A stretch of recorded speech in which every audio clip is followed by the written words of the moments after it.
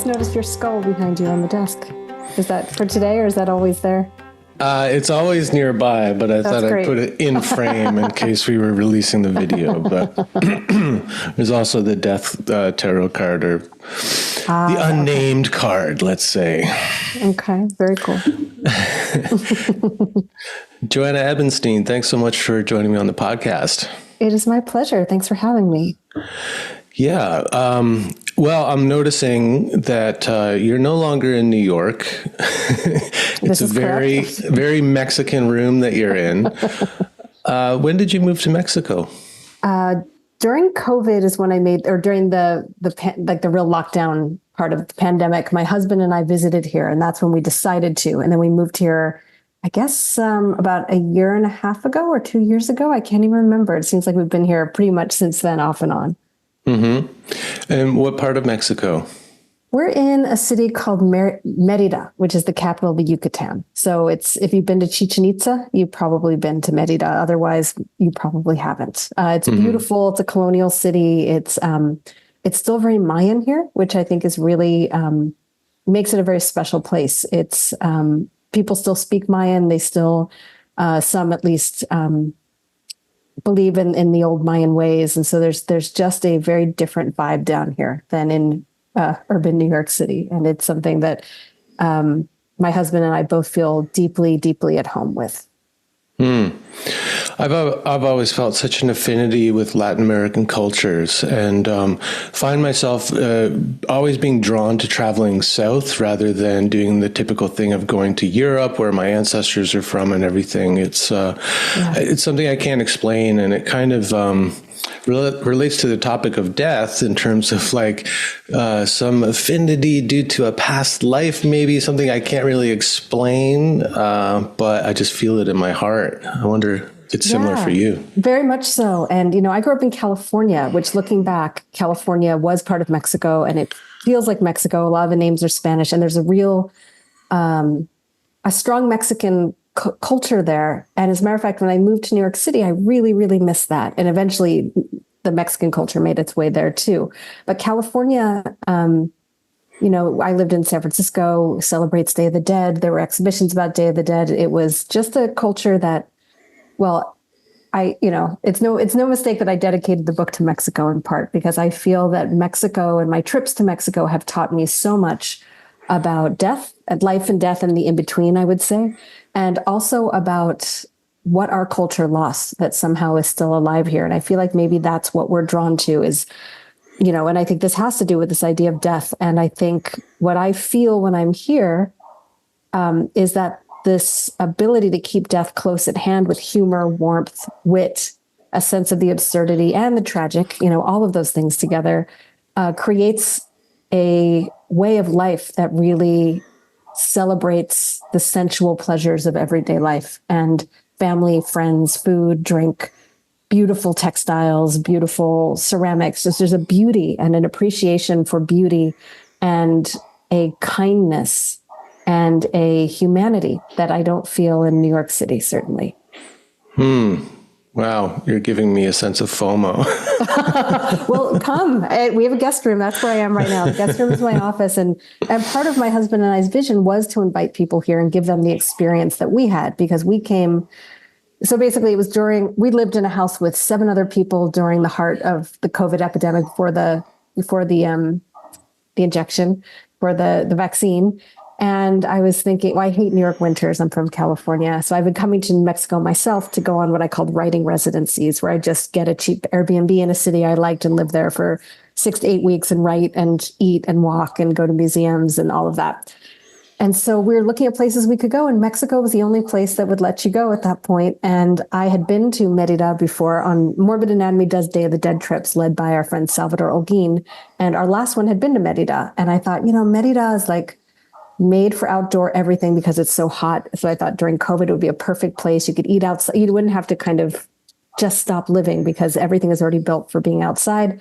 And I had a friend who was living here, and I texted her and said, what is it like down there right now? And she said, oh, it's just like New York. People are social distancing. The people are really careful. And I thought, why not? And so we decided to come. And as I said, one day we just kind of turned to each other and said, why are we going back to New York? Like, what is it? Like, and I think cities like New York, and I don't know what your city is like, but I think it does this, it creates this like glamour, this magic glamour that makes you think you can't live without it. And the only way for that glamour, to get rid of that glamour, is to leave for long enough where it's just gone. And suddenly you can see it with clear eyes. And suddenly it's so expensive. The quality of life is so low. I'd been there for 23 years. So I'd done my time with great pleasure during the first years. But yeah, Mexico is a different way of life that is more in tune with my own rhythms. You know, I just feel much more at home here. And yeah, there's a sense of humanity that I don't feel in the United States, at least in New York City. I can't speak, you know, to many other places. That's the place I've lived longest. I feel, yeah, there's something about living in cultures like the North, where every relationship feels on some level transactional, or every encounter, and that's not how it is here. And it's a gift. You know, it's a real gift. Mm-hmm. I can relate. When the pandemic started, my wife and I were in Montreal, where we'd been for a few years. After living on Vancouver Island in, you know, very natural place, very quiet, very peaceful, we felt like we were missing some of the juice of the city. And we'd always loved Montreal and never lived there. So we thought, well, let's go to Montreal. The rent is still affordable. It's a vibrant, artistic, cultural city. Very diverse, you know, not so diverse out here. So we were missing that too. Yeah. And after a couple of years there and some of those harsh winters, I just felt like, you know, I did the city thing when I was young, and I just found myself like not going out to the things that the city would offer, like the kind of the big cultural things or the fancy restaurants. We realized like we weren't really partaking in any of that. And so when the pandemic started, we hightailed it back out west and settled in the woods. That's fantastic. I mean, it's basically the same thing. And, you know, I think that is part of what we're here to talk about too, right? Is how suddenly having death close at hand helps you get clarity on what you really value very quickly, right? When you think, is this the place I want to die? Things come into sharp relief, right? And that's how I felt. I don't want to die in New York. I don't want to die here. I'm happy to die in Merida. Like, I really am. And I think that's a, you know, this is kind of one of the things I'm trying to do in the book, is help introduce kind of playful, but powerful, I would say, tools for just kind of cutting through the bullshit of everyday life and seeing what really matters to us. And I think nothing does that like a threat to our death, to our mortality, to our life. Yeah. I mean, when the pandemic started, that was like the kind of the big promise of the pandemic was that it would help people kind of reorient their lives toward what was really important. And God, I don't think that happened, actually. Well, I think it did for some. Like here we are talking about, you know, I think it went two ways. And I think some people who are more maybe curious and open and morbidly curious, which is a concept that's been explored in scientific experiments around the time of the pandemic, which means people who are interested in morbid topics, which maybe you are too with your skull on the desk, I'm assuming. But what these scientists found, which is so interesting, is that if you are a morbidly curious individual, you are more able to function in a situation like the pandemic. And I think what I notice in the Morbid Anatomy community, so Morbid Anatomy is an organization I run. I've been running it in various iterations since 2007. We have a pretty wide audience, is the people in our community were not distressed, really. And they were thinking the way we are, and they did make changes. And I think there are those people, and I think those people already had a tendency and maybe an openness and maybe a lack of fearfulness, I think. Maybe because they were already looking at this material that allowed them to use it to make decisions. But then I think a lot of people also, I think fear does other things to them and makes them double down or makes them want more security or whatever it is that drives people. I mean, I know you do counseling, so you probably have a deeper understanding of these dynamics than I do. You know, for me, it's just as an outside observer, you know, but I did notice that in my community, people did pretty good. And when I visited other communities, I was doing like an online breathwork class at that point with people I didn't know at all. And those people were freaking out. You know, they really, I was listening because we talked before and after about how we felt emotionally. And they're like, I don't know who I am anymore. Like they really lost their sense of self through like a lack of these relationships. That's not how I felt. And maybe it's an introvert extrovert thing too. I'm not sure. I'm very much an introvert. And I found like, oh, dang, kind of like you. I was like, I don't miss bars. I don't miss restaurants. All I want to do is go to the park. So why am I in New York? You know, like, why am I paying the rent? New York is amazing at a certain time in your life when you're young and you want to go out and you want to live all that stuff. And I think it really is for young people or the very, very wealthy. But at a certain point for me, I really prefer quiet, a slower pace of life, access to nature, or constant access to nature. Like I'm looking out right now at a giant tree and these beautiful plants and birds that land, you know, New York City, forget it. You know, it's like the polar opposite. So yeah, I think I know what you mean. I was disappointed as well. I thought it would be more like a big movement that would mean we stopped going back to work and capitalism stopped. And obviously that didn't happen. But I do feel like people like you, people like me are doing things, have done things, and that creates a ripple effect too and impacts other people. That's how I look at it. Yeah. Yeah. I felt like everything that I'd done up until that point had well prepared me to navigate those choppy waters, especially at the beginning when there are so many questions about like, what should we be doing? And yeah, I guess through the yoga and the plant medicine and just the kind of that morbid curiosity throughout my life, allowed me to say no to the vaccine, for instance, because I thought, well, this virus, if it's a natural thing, if it comes to me and my body can't handle it, well, then it just means it's my time. And I was quite at peace with that. And I'm really happy for that, actually, because I felt like a sense of freedom and autonomy in making some of the decisions that I made. And also being at peace with being kind of quote unquote locked down, but I was locked down in a natural place. So I never felt restricted because the deer didn't mind if I got close and, the squirrels still came around and like nature was doing just fine throughout that. If not better. Yeah. Right. That's what we saw too, right? Yeah. Yeah, absolutely.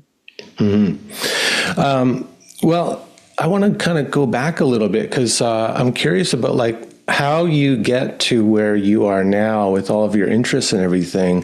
And I always like hearing about what people were like as kids, because I think like I really believe in like James Hillman's idea, like this acorn theory that the seeds of who we're to become show up at a very early age. And if we read our life backwards, we can like really see that, that the interest was always there.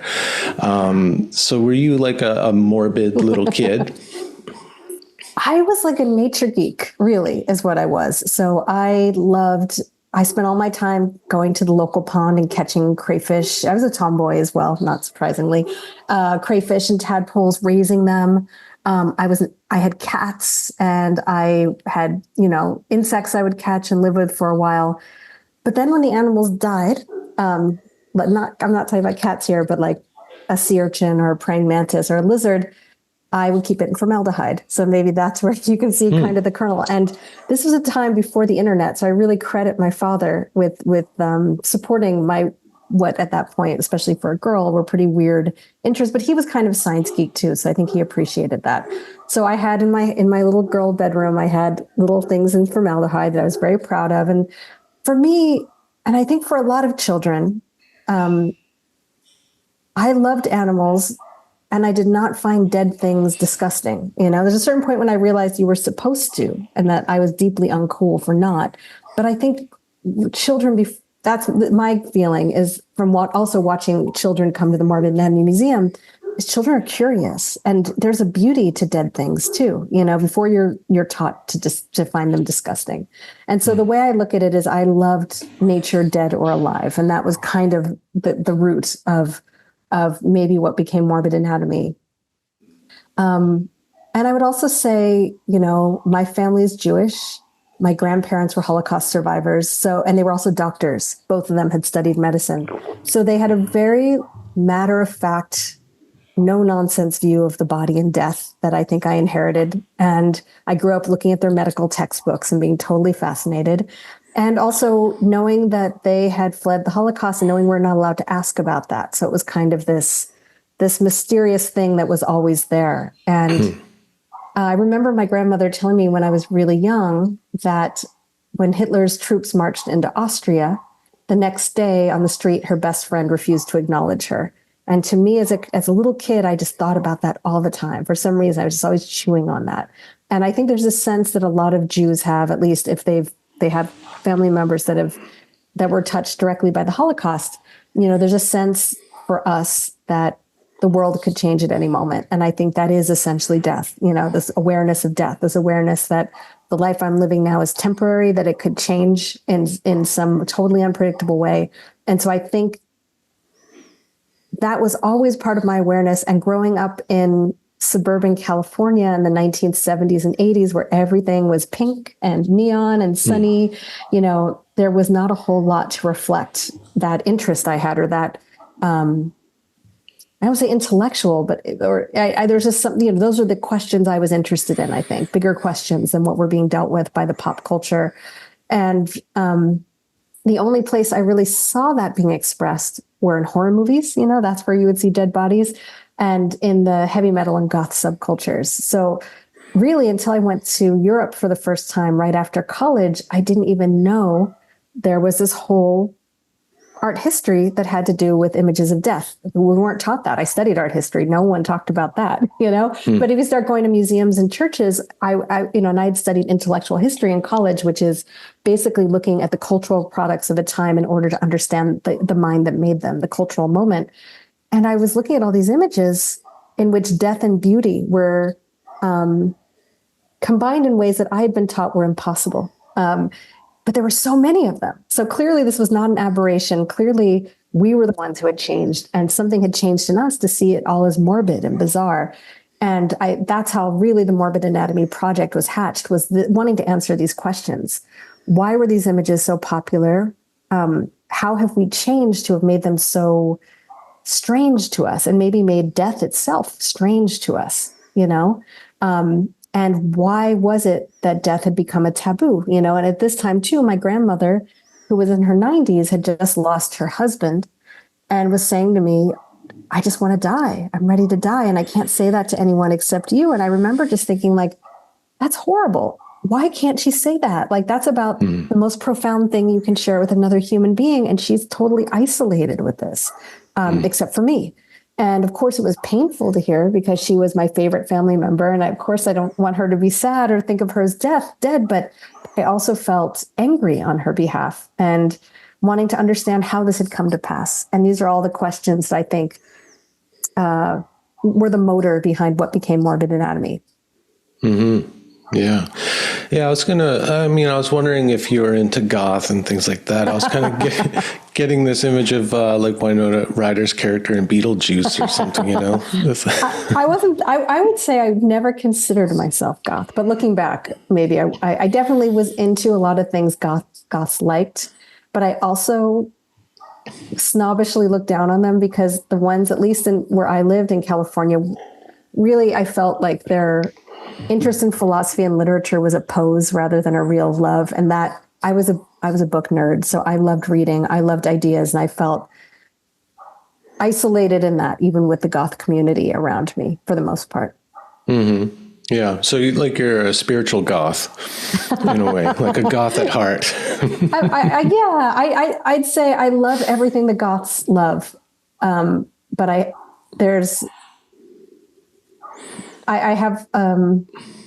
feel like one of the things that makes goths so wonderful is their lack of judgment, or how would you say it? If it's black, it's cool, And I think for me, I had a different set of criteria for what I liked. So I didn't let it all in, but the best of it, absolutely. And I love the music, and of course, I love seeing boys in makeup and all of that, So I do love goth, and I'm so glad it exists. And I think in a way, it's amazing how evergreen it is, in the sense that I think it is probably one of the only cultures or subcultures, I guess, that really is keeping a relationship with death going in the Western world. And there's something wonderful about that. I just love them for that. Hey, I want to take a moment to speak with you about this channel. Currently, only 11% of viewers are subscribed to the channel. I think those numbers are terrible. So if you're enjoying this content and you want to help out the channel, please take a moment right now to like this video and subscribe. And if you really want to help out the channel, you can become a member of the Howl in the Wilderness Patreon, which will give you access to early release of full ad-free episodes, plus access to the archive of the first 100 episodes of this podcast. It would really help me out and allow me to keep creating content like the interview that you're watching right now. Okay, thanks so much. Now, back to the interview. Yeah, I was just going to say keeping death alive in the culture. You got it. That's perfect. Yeah, and also, I kind of grew up more in the heavy metal subgenre. I hung out with all the heavy metal guys. I feel like there's a connection between goth. It's like, are you angry or depressed? Does the anger go in or out? And then you've got punk and heavy metal on the extroverted anger, and then goth and new wave on the introverted anger. Yeah, well, I kind of like both, and I see myself as a kind of spiritual hermaphrodite. Like I'm both introverted and extroverted. Just depends on the time and what role I'm playing. Yeah. I don't buy into this binary of I'm an extrovert or an introvert. I think we can be both. So I very much feel that, because it was no problem for me to like go from heavy metal to like Bauhaus and The Cure and stuff like that. It was like maybe depending on the season. There's something about California. It's so like kind of oppressively solar in its culture. That's well said, yes. And it's interesting because right now we're doing film noir movie nights once a month for Morbid Anatomy. And so we're watching a lot of film noir, and I'm thinking about it. And so much of it takes place in Los Angeles. And I think it's already exploring the shadow side of that, right? The corruption, the crime, the dark side of that sunny culture. But living in that, it was oppressively solar. I think that's a really great way to put it. And I did not fit that, maybe because my grandparents were Holocaust, all these things, right? Like and I'd moved there when I was 8. I'd spent my first 8 years in New Jersey. So I just didn't fit into California culture ever until college, essentially. Mm-hmm. Well, and then you went to New York, which I see is very different than California sunny vibes. Very. And for me, as someone who loved history, that was another thing I found very difficult about California is everything was new, and I love old things. They make my soul sing, And so the first time I went to New York, I just remember my heart beating so fast. I loved it. I actively was in love with it for many years. It was a wonderful place. Mm-hmm. Where can we go from here? So Morbid Anatomy, has evolved quite a lot over the years, right? Now you're offering all kinds of different workshops. It's more of a kind of a community or platform that goes beyond just focusing on death and the kind of anatomical models that you'd studied and that kind of thing.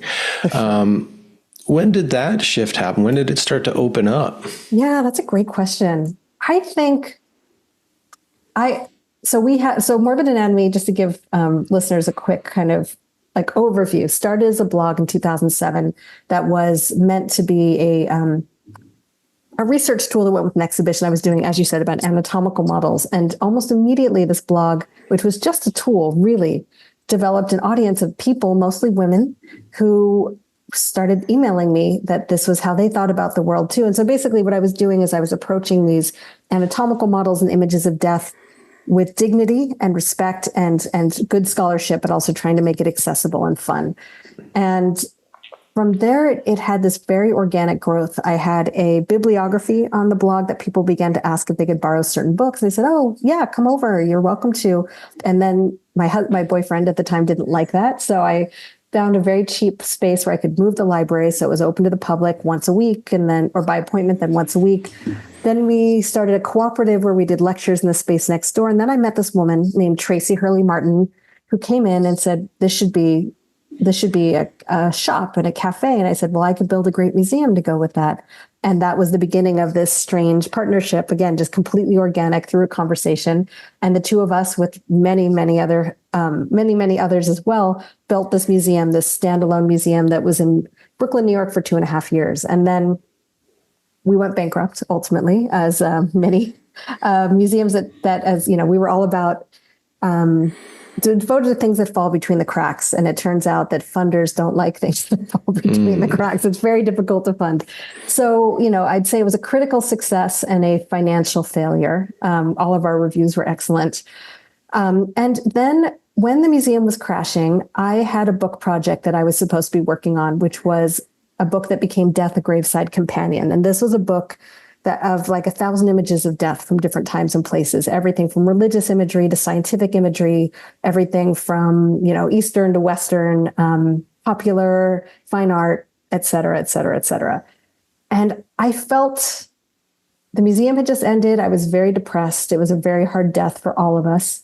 And I just couldn't find the energy to do this book. And I was just so bored. I was like, I don't care about death anymore. Like, I'm over it. I just don't even want to do this anymore. And I didn't know how to find my way back or find a way to make it interesting, but I had to because it was a big project and I had a lot of writing to do.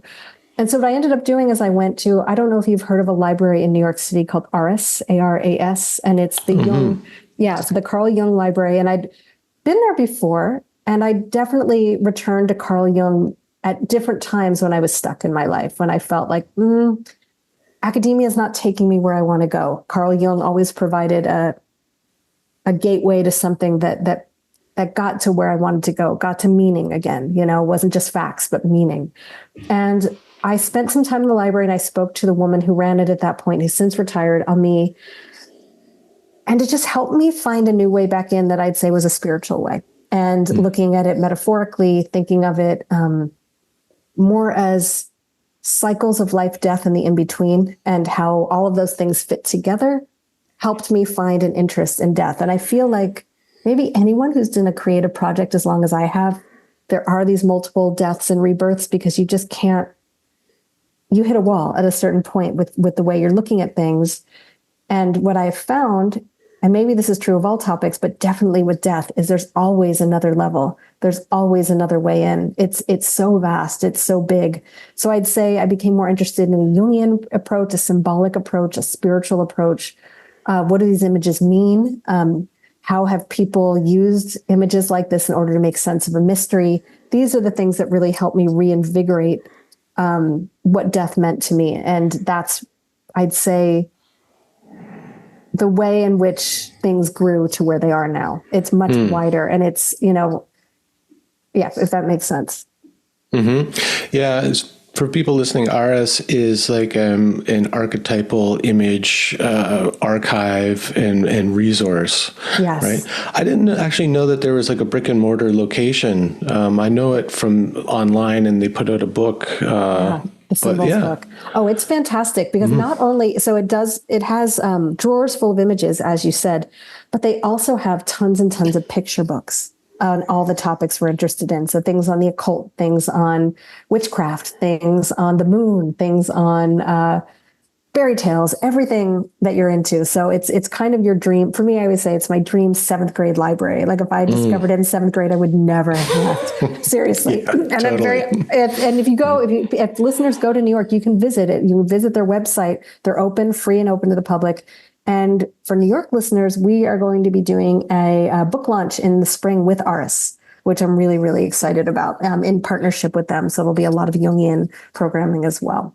Is that launch of your book or something they're putting up? It's a launch of my book. So I'm doing the first launch in Los Angeles in September, but then I'm friends with a Jungian analyst named Patricia Yosa, and she and I wanted to do something in the Jungian realm because so much, I don't know how much you've read of the book, but it really draws on Jung's ideas very heavily. And I hope introduces more people to how powerful and valuable they are. Yeah. Well, I'm curious, like, before we get into the book a little more deeply, with your background in intellectual history and talking about how death is not given a prominent place in our culture.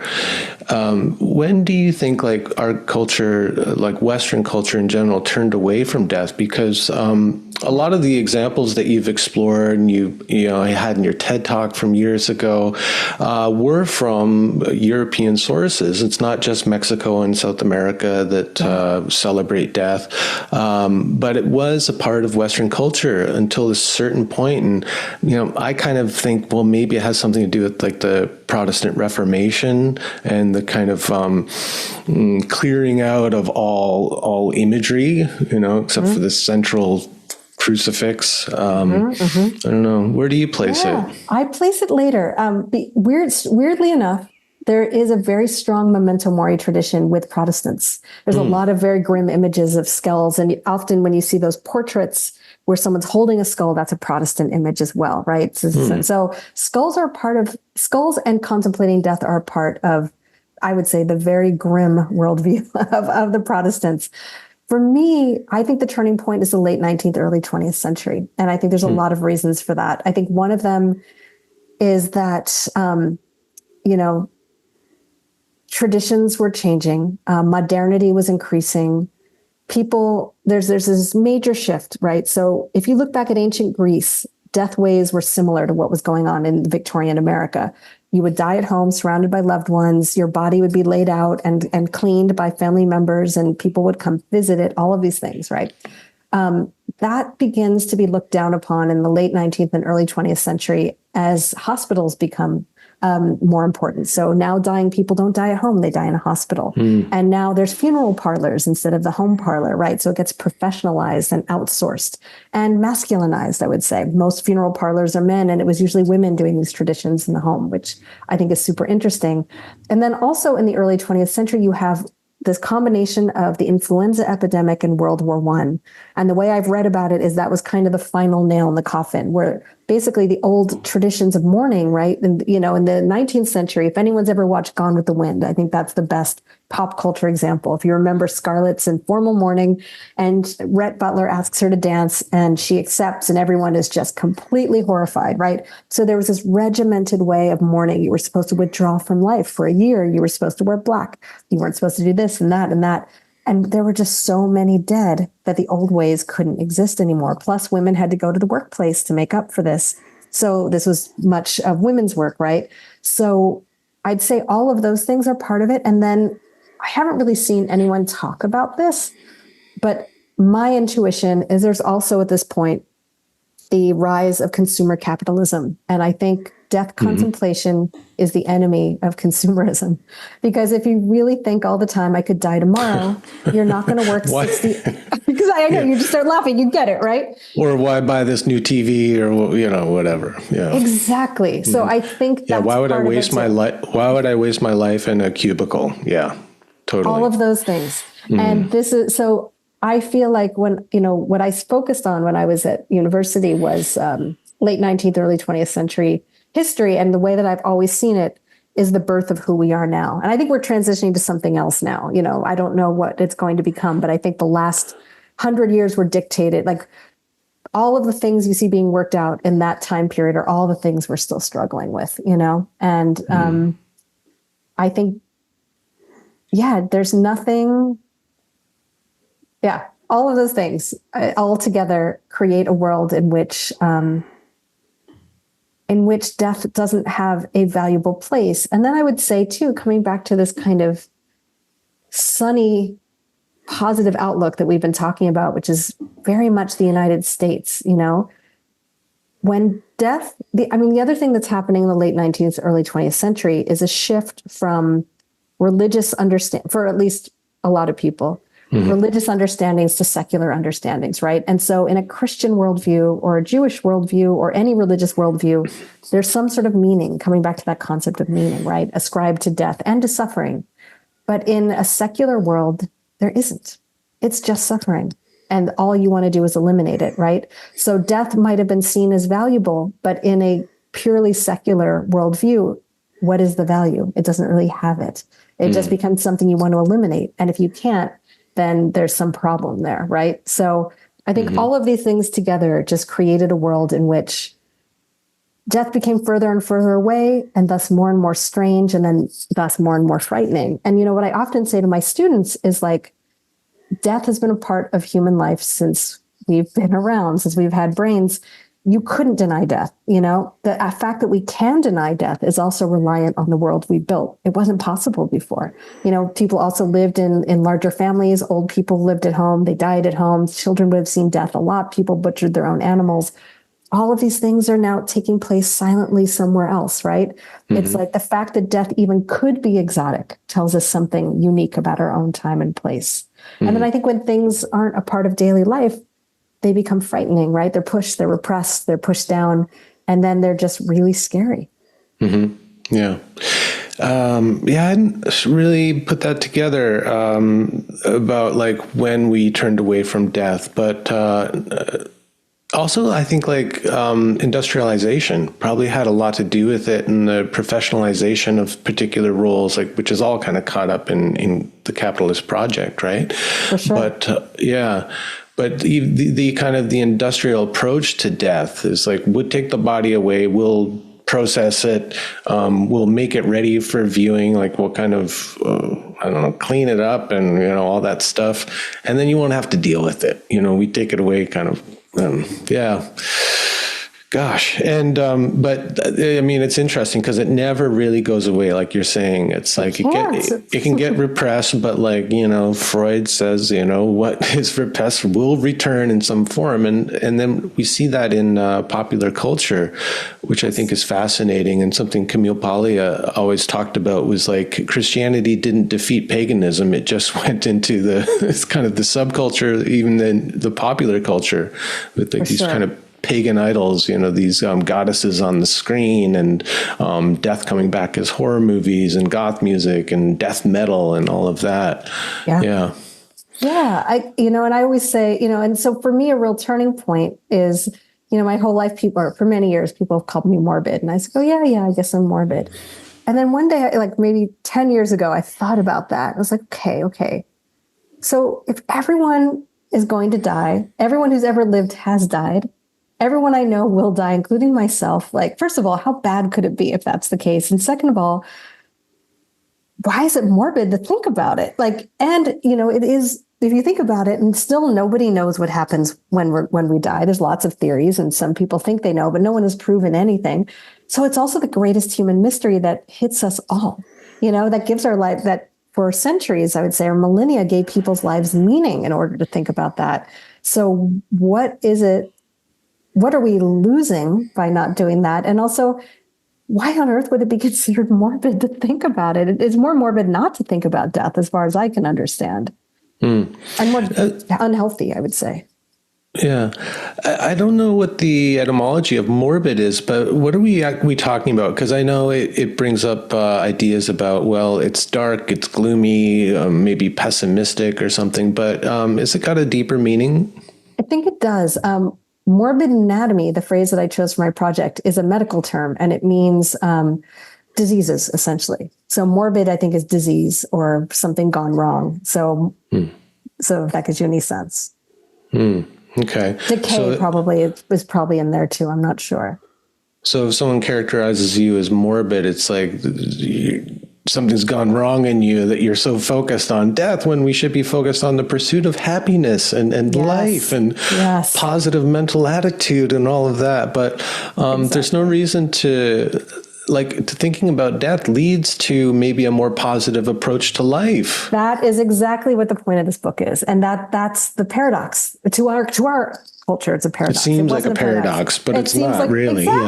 Exactly. And I think we know that because we use those tools in our lives already, right? And I think what I'm trying to do with this book is reach people who are not already on board with this idea, people for whom the idea that death could have anything positive might be completely outlandish, and make it a gentle introduction to this way of looking at the world through showing many, many, many historical examples, and also providing many, many exercises and journal prompts to kind of explore your own ideas and where they came from, and maybe how cultural, hoping that it helps people think about where these ideas come from in their own lives and how culturally relative it is. And I think, because I've done a lot of traveling, that was also a big part of how I began to understand how culturally relative they are. Spending a lot of time in Latin America, I dated a guy in Bolivia for a while, and his worldview, he was a college-educated bougie guy who grew up in Bolivia, and his worldview was a magical worldview, full stop.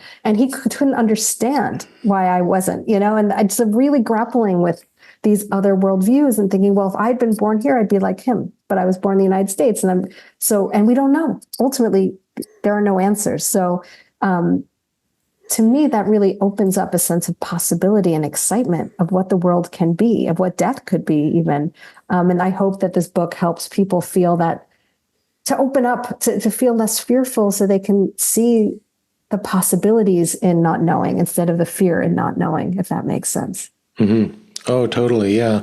But it requires you to wrestle with ambiguity and uncertainty, yes. Things that provoke anxiety in a lot of people, especially people who haven't, questioned what would I say? The kind of, the centrality of the ego, the dominance of the ego, to kind of start to break that apart through questioning our beliefs or our views on things like death and life, to really kind of tear that apart. And it does open you up, but man, it could leave you in, on unsteady ground, Yeah, I try very hard to make it very gentle throughout the book. And I try to make everything an invitation.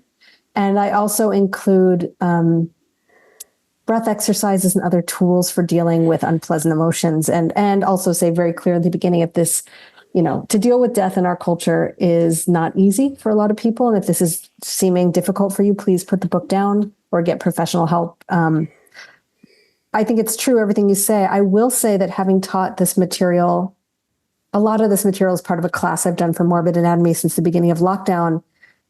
I never have met anyone who was triggered negatively by it. So far. But again, Morbid Anatomy is a self-selecting audience of people that are already morbidly curious. So it's, Yeah.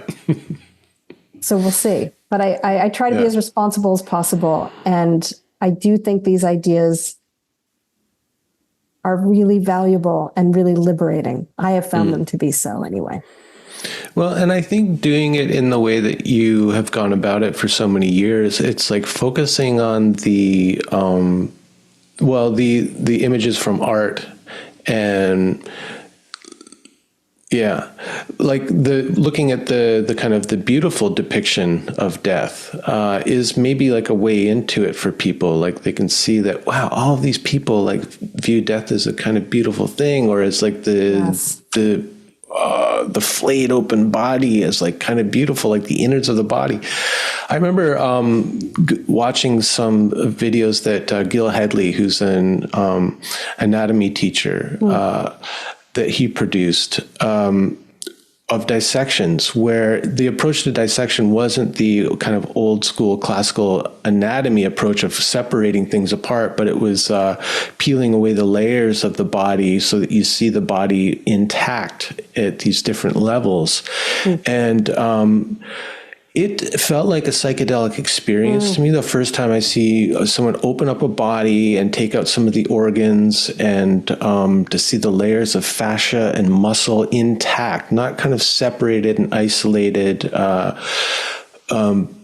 Really, I mean, I couldn't help but start to visualize my own body and start to get a different kind of concept of my body that I didn't get through studying anatomy in art school, for instance, where everything was kind of like separated, and, I drew like the skeleton and all of that, but I never got a sense of how all the organs were like packed in there. Like there's no like vacuum there's no space in the body, and it's like everything is squishing up against each other. And when your heart beats, the lungs move and the diaphragm, I mean, wow.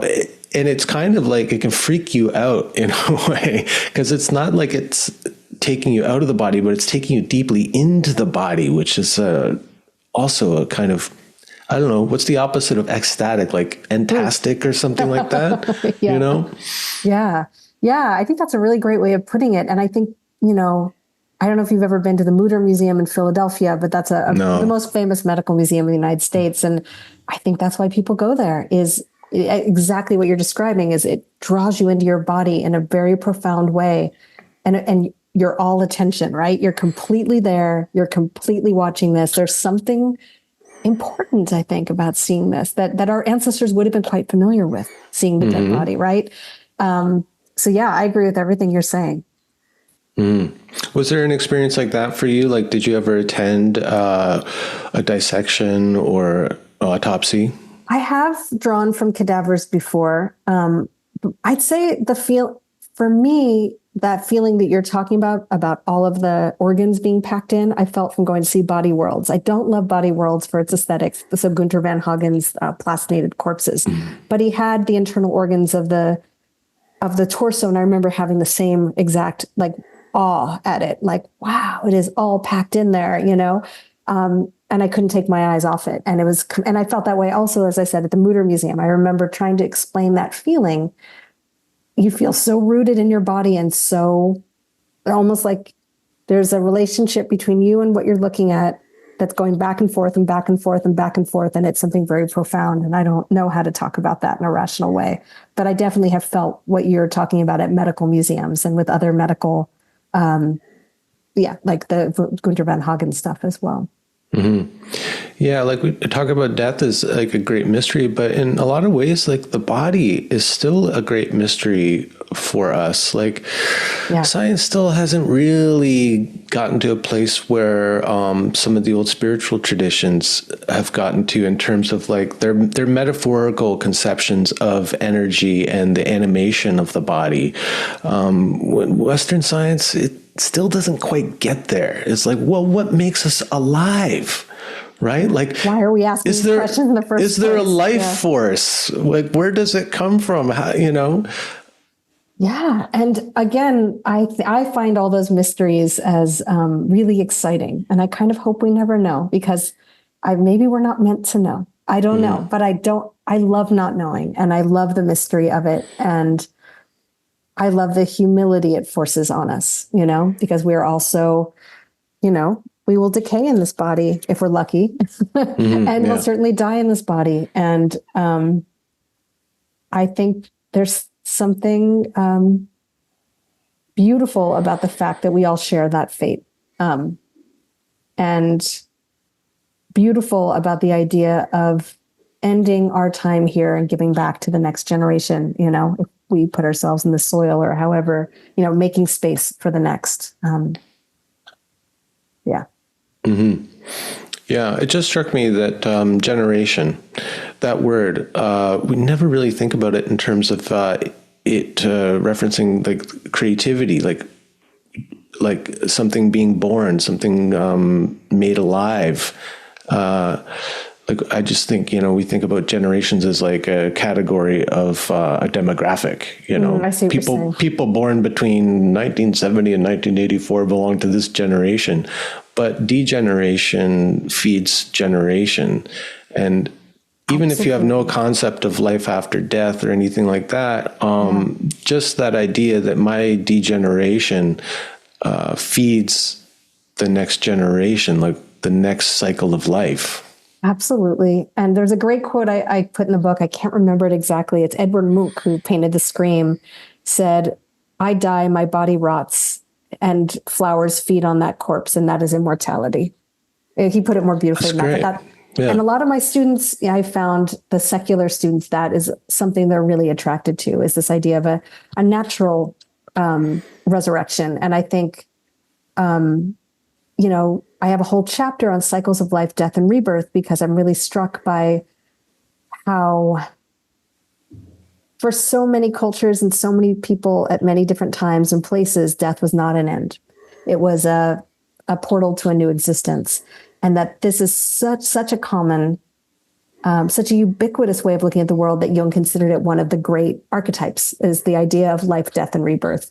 Not death as an end. That's new, and I think that's really important to think about.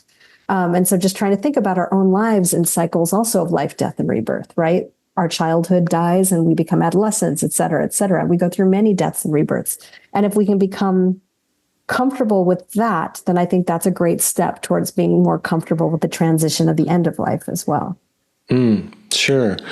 And I guess one of the reasons why we're not always so well prepared for death in this culture is that we've lost those rites of passage that would mark the ending and the new beginning, like say at puberty. Like your childhood effectively is over. Like you're kind of a new human being when your body undergoes those changes.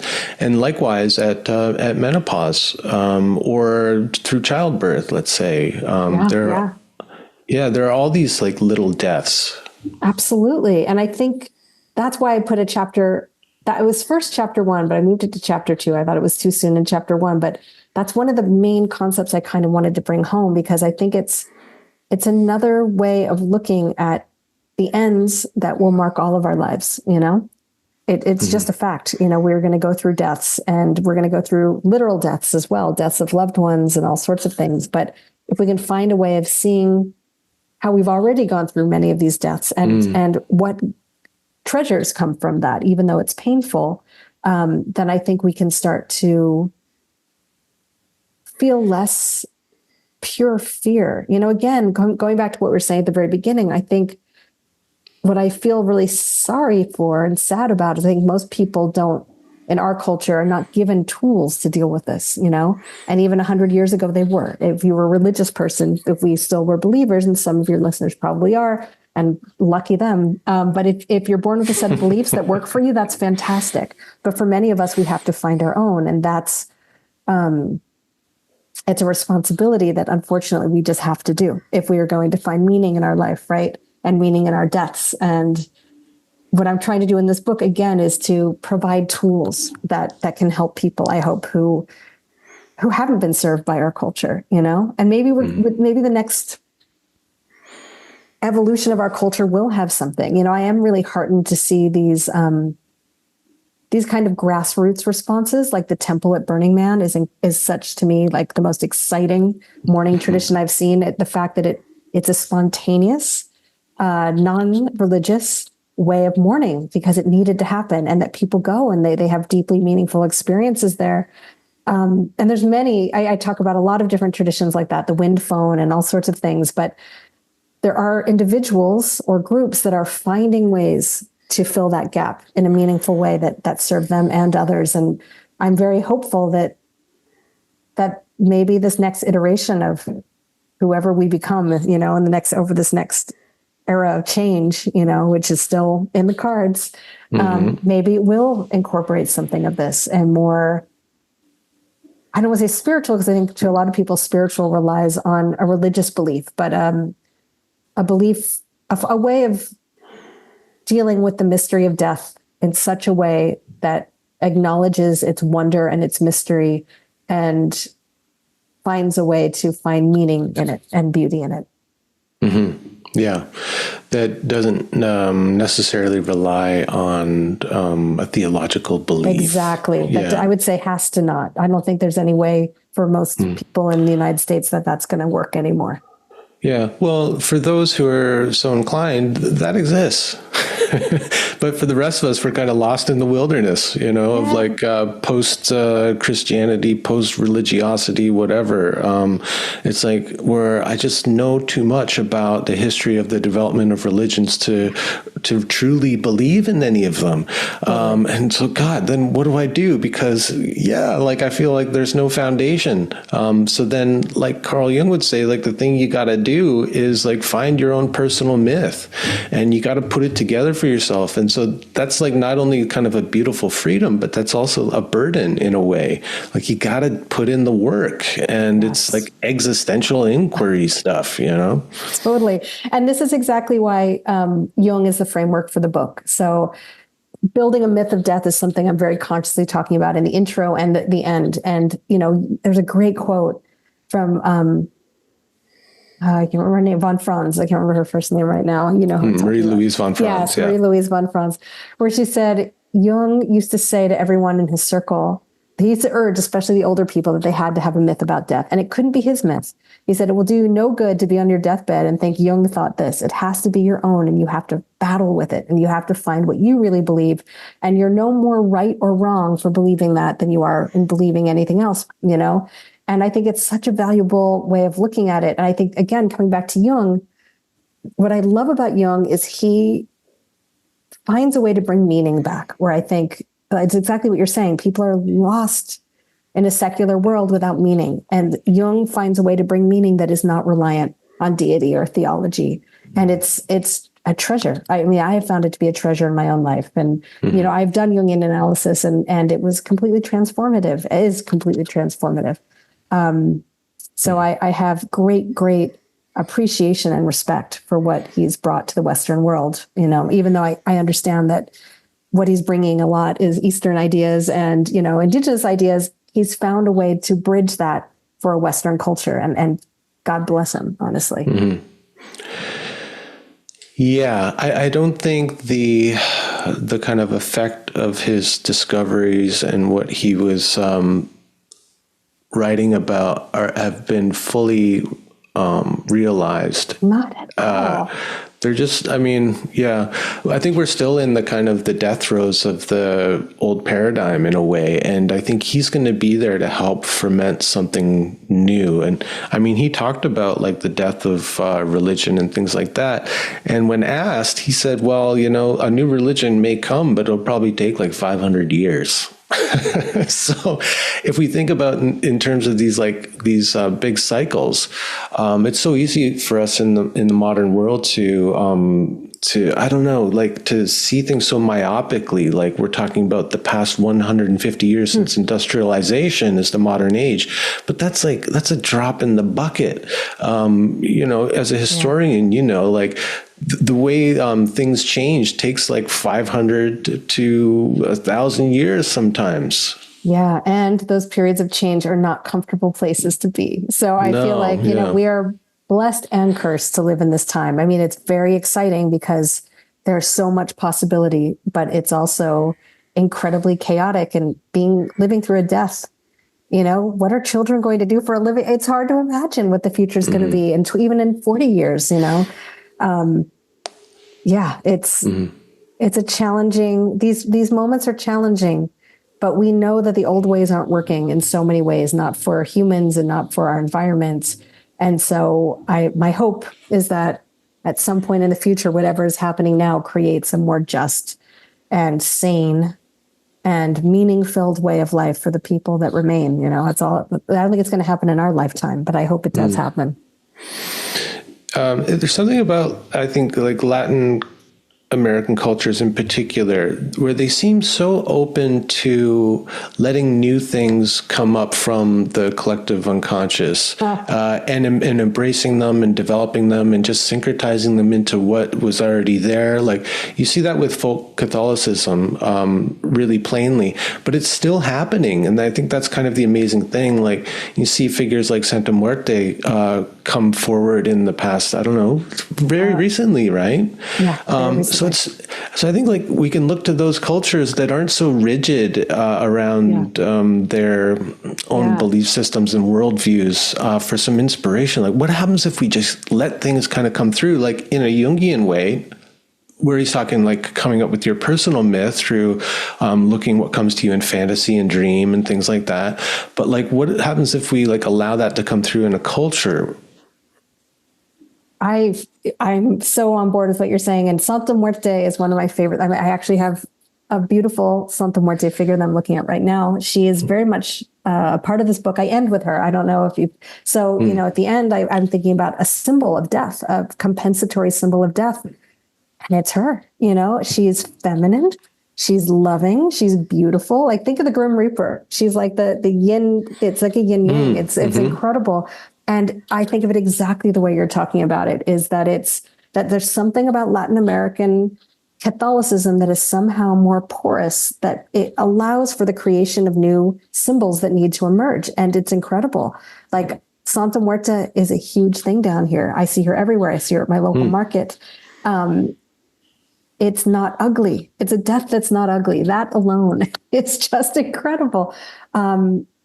Yeah, I can't even add to what you say, because I just think exactly the same thing. We have something to learn. I don't know that we have to become a lot less rigid and controlling to allow that. I can't imagine any folk saint emerging in the United States, much less something like Santa Muerte. You know, I can't even imagine it. There's no space. everything is so restricted, and Christianity is so top down. And here it doesn't feel top down. It's very personal devotion. It's, there's little shrines everywhere. There's little parades. It's a part of everyday life. It's not dictated from the priests, or at least that's the feeling I have. Oh, no, totally. I mean, that's why we call it folk Catholicism, right? Because it comes from the folks. Like, it's a ground up. And then the priests have to kind of adapt to what's emerging in the collective and go, oh yeah, sure, we'll put her on the altar too, because everybody wants it, Exactly. And I think that's incredible. I don't know if it's possible here until things like really break down. I'm a bit of an optimistic pessimist in that way. Like, things will get bad enough that something new will have to kind of emerge. Well, tell me, okay, so we use the word meaning a lot, and you've just written a book that talks about finding meaning in life through a kind of a death contemplation practice. Now, it's one of those words to me that, it's hard to define. It's like, I know it when I feel it. What's meaningful? What does it mean to you to have meaning, or to find something meaningful? First thing I thought of when you said that is depth. I feel like facts don't give you. There's certain books. Here's another way of thinking about it. There's books that delight your mind, and there's books that you feel like in your soul, or for lack of a better word, your body, or you feel the wisdom and truth of. Do you know what I mean? And I think that's the difference for me. Like, facts are wonderful, and I love learning new things, and I find it very exciting. And there's something else that delights my soul when I'm listening to a book that I'm just like, that just feels true. It's hitting me. I feel it in my body. I really do feel like that's the difference for me, is there's a bodily knowledge, like a gnosis. It's clicking in something in me that I already knew, that I didn't know that I knew. It is impossible to define. That's one way I think about it. When I think about Jung, and I think about what he does that academia does not for me, I think part of what I think of is he finds a way in which it, oh my God, it's hard to describe without going back to the word meaning, contextualizes it in our world in such a way that you can intuit and feel why it matters and how it fits in. That's how I feel. It's like when I was working on my first book, which was about an anatomical Venus, which is this wax teaching tool. I had done all this research, and I probably knew as much as anyone did about this thing. And I felt like this has been an obsession. I've been obsessed with this thing, and I wanted to know everything I could. And I knew everything I could, in English at least, And I was like, okay, but it didn't answer my question. I'm like, well, what was my question? Like, I don't even know. I didn't even think about it. And how I'd been brought up in an academic family. So to me, it didn't even occur to me there was another way of knowing that was different than academia. But I felt like academia only got me to a certain place. And that's when I went back to Jung for the first time. Someone had given me his book maybe 10 years before, and I had loved it. And then life happened, and I just kind of forgot about it. And the book that I read was Man and His Symbols. It just blew my mind. But then I just okay, so an intuition said, pick up Man and His Symbols and go back there. And suddenly everything opened up. And how to talk about meaning there, I don't know. But those are the things I think about when you ask that question. Well, another title of one of his books, Man in Search of Meaning, right? There you go. Yeah, even to what does meaning mean? Yeah, I think it's unavoidable. We have to talk about soul in this thing that is intangible but felt. And so I think one of my projects is helping people to reclaim soul in a secular culture, that we can have an experience of soul outside of religiosity. And so one of my heroes in that is the post-Jungian James Hillman, who wrote a lot about this. And so one of the ways, he would never define soul. He would never get into metaphysics or anything like that. So he would kind of circumambulate it rather than stick a pin in it. This is what soul is. And so one of the ways he helps you feel into soul is by saying the soul is what turns events into experiences. And that to me kind of gets close to felt meaning. Yeah. You know, like there's some significance that goes beyond just the, like you said, the facts of the thing. Yeah. There's some deeper sense of significance. And it's felt. And I think that's really important. And I think there is an element of the body there too. You know, for me, there's like a resonance. When I hear something that rings true, right? And by that, I don't mean the fact. I mean, like you read Jung for the first time, you're like, yes. Everything in me is like, yes, when I hear that. And it's a bodily feeling, right? It's not it's not the mind. It's something else. And maybe it's the soul, maybe the soul is the body, or maybe the soul and the body are the one. I don't know, but it's definitely, for me, it's a bodily sensation when I resonate. Your body resonates with something, right? And you don't know why. It's not an intellectual construct. You can't prove it's true, but you know in your body it's true. You know, and that's a very different experience. I don't know. Yeah. Yes, totally. Because if you go at Jung intellectually, oh yeah, you can pick them apart. It's not like scientifically valid and all that kind of stuff, even though he tried to legitimize his work through speaking in a scientific way and all of that. It's like, no, it's speaking to the soul, and it's speaking to a particular state of soul that we experience here in the West, in like what happens when your religious beliefs crumble. And so he was going through that, and he was on his own search for meaning and search for soul. And what I love about him is that he didn't ever become dogmatic about it. Like, I found the way, and this is the way. He said, I found my way, and I want to encourage you to find your way. Yes. And so that's perfect for our kind of postmodern age, I think. Totally. And I love that he also says, and these are the tools that helped me, and maybe they'll help you too. Like that, agreed. It's a gift, and it's a gift that he constructed it in scientific language, because otherwise we couldn't access it as Westerners. I think we need that. I think he did a brilliant thing, and I'm so grateful for what he did. And going back to what you were saying about people not really understanding his import, I think part of it is his writing is kind of really dense and hard to read, you know, unless you read the people who talk about him, which are much more accessible. But I do think that through people like your work and my work, and there's a lot of people who've been touched by Jung who then are trying to bring it into the world in a more accessible way and share the tools that helped us from that, you know, with others. So I'm hopeful that these wonderful tools that he discovered or rediscovered are accessible to people who really need them. Mm-hmm. Yeah, and a part of the reason why Jung is so difficult to get into is because he doesn't speak to a popular audience. Yeah.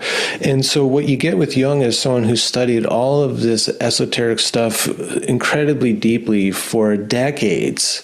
And so to understand what he's writing about at any given moment requires you to have an understanding of the background, which could be going back to ancient Greece, you know, whatever kind of area it's from, you know, this complex history of alchemy or whatever it is. And so he's like, yeah, he doesn't explain things for you. He'll just like drop a Greek term or a French term like, you know, participation mystique, and you have to kind of go down this rabbit hole of like, well, what the hell does that mean?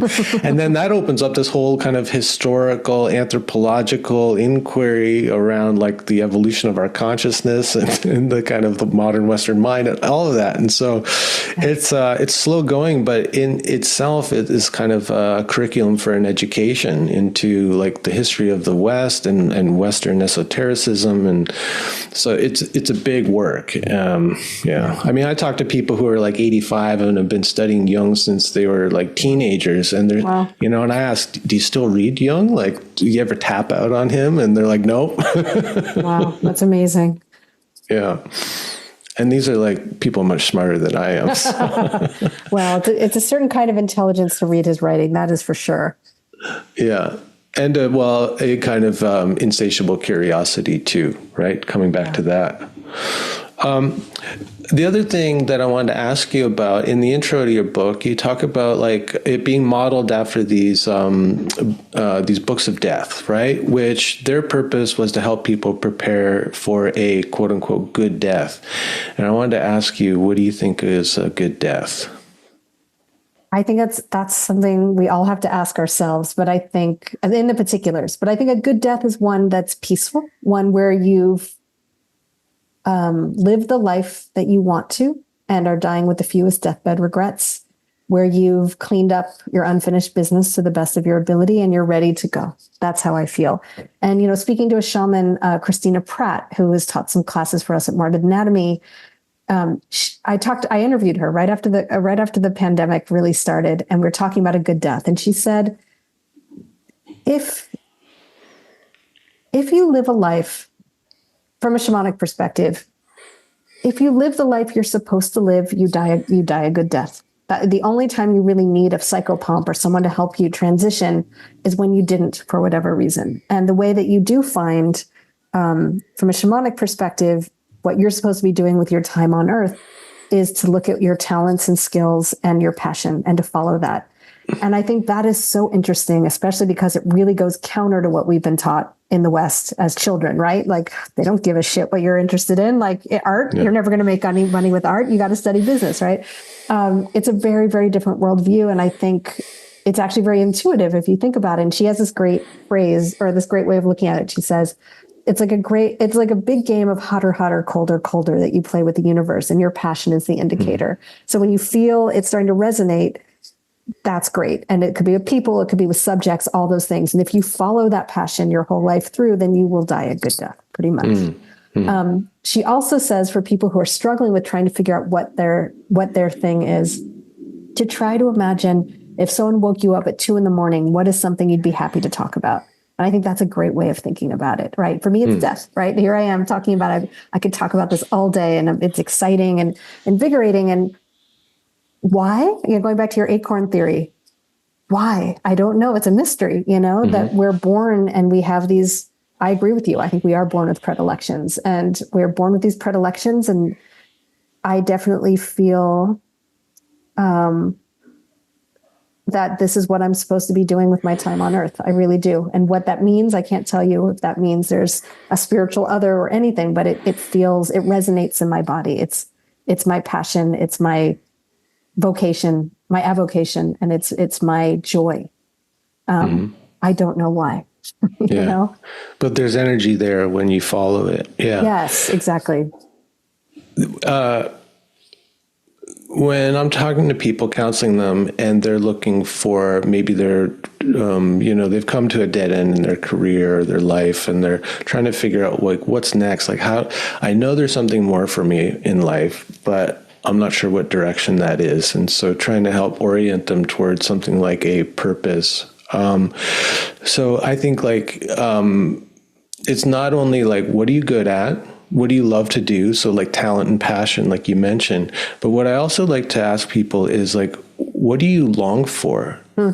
Like, where is the void in our culture that breaks your heart? Because that to me is like your vocation. If you're longing for it because it's lacking, that's the call from the world to say, like, step up and help to fill it. Because you obviously care about it, care enough to grieve it. And so that's kind of like I don't know, some kind of like that a lot. Via negativa way of looking for purpose or calling. It's from a void, actually. Yeah. And the other thing I like to throw in there, it's like kind of a 4-part Venn diagram. The other part is like, what is my community asking of me? Because I think your community tells you what you're actually good at. Like you might love to do things and think you're good at them, but like when you actually go out into the community and offer it, people will tell you if that's what they want from you. Yeah, that's true. Yeah, I like that. I like it because it really, it does come alive with the people we know. It's absolutely true. I like that a lot. And so you obviously found that like Morbid Anatomy has been very successful. Was that a surprise to you? Did you always feel like you could be a community builder? No, I never meant to do any of this. I mean, I had done many projects as a young person, that I was into. Morbid Anatomy really was something I meant as a tool to support an exhibition. That was it. And it just had this life of its own. It was really strange from the very first moment. I didn't even use my real name at first because at this point, and I think this is a beautiful change, but at this point I started in 2007 and I worked for children's publishing as a graphic designer. I worked at Scholastic and I thought, oh my God, if I thought, oh my God, if they see that I'm doing this, they're going to think I'm a big old freak. So I can't use my name. Now It doesn't matter, right? Times have changed a lot. So I used my initials. I just said J.E. I signed everything J.E. Within 3 days, I had gotten an email from a medical curator, a medical historian, I guess, Mike Sapple, a good friend of mine, saying, "Is this you?" I was like, how did it get to him? And how did he figure out, like it had this weird life. And I think this is how I feel.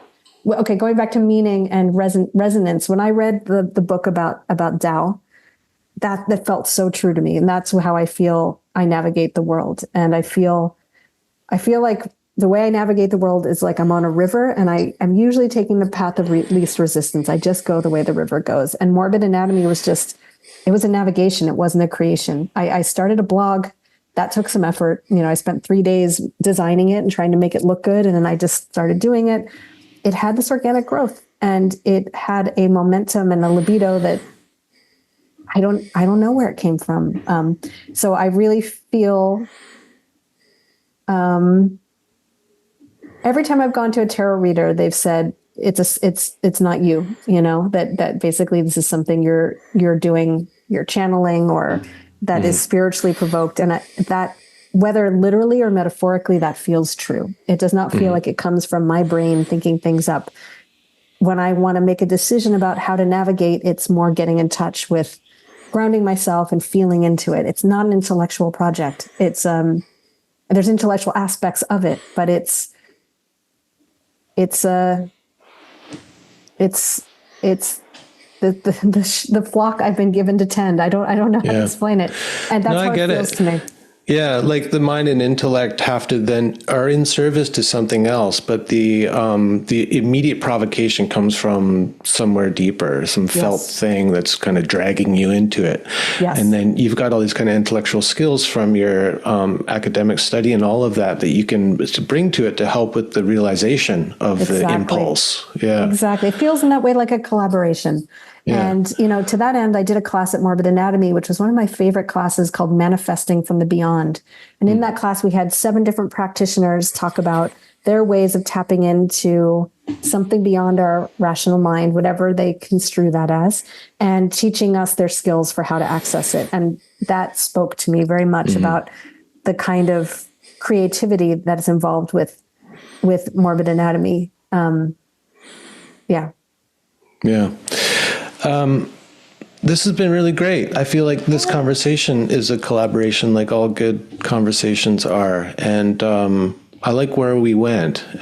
So thank you for showing up and being open to following the flow of the conversation. It is my great pleasure to talk about this material. I'm so grateful you're interested and someone who has so much to bring to my own knowledge, like learning more about Hellman and different aspects of Jung was really, really interesting for me too. So thank you so much. And thank you for inviting me.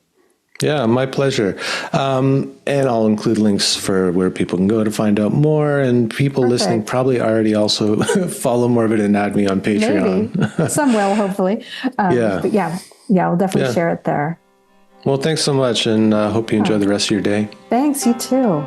Bye-bye. Okay, bye. Howl in the Wilderness is an ever-expanding library of soulful conversations exploring the question of how to live a rich and meaningful life while the world goes to hell. This project is produced by me, Brian James, and made possible through the patronage and financial support of listeners like you. Becoming a member of the HITW